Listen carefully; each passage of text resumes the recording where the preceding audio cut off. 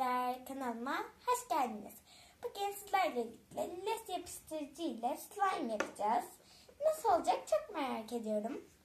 Les yapıştırıcı ile daha önce denememiştim. Belki deneyenleriniz olmuştur. Ben arkadaşlar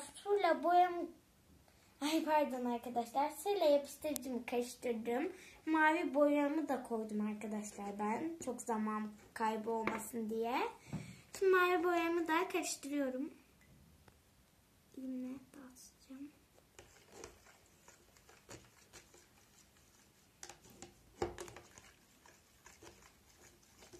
Mavi boyamı karıştırıyorum arkadaşlar. Renk vermesi için.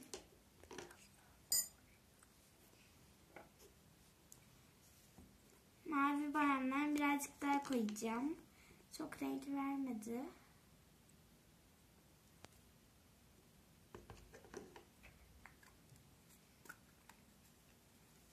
Evet.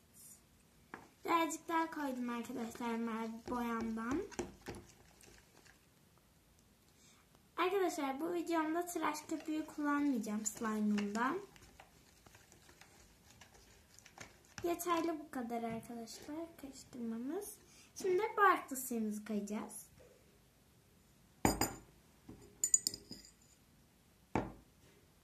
Ben buna 2 kaşık koyacağım şimdilik.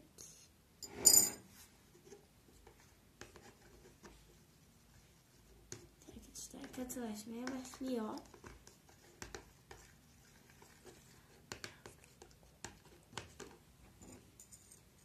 Üç kaşık daha koyacağım.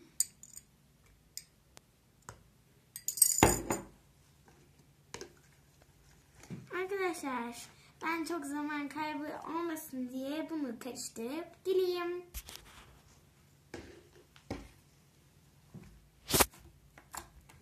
Evet arkadaşlar slime'ımı karıştırdım.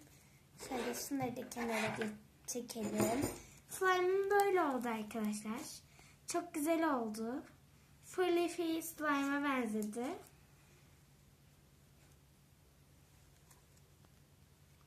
Gayet güzel oldu slime'ımız. Çok da uzuyor.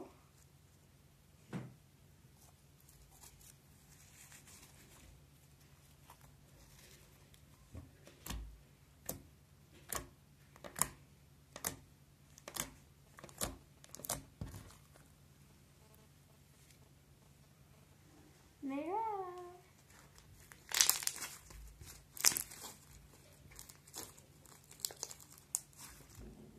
Evet arkadaşlar.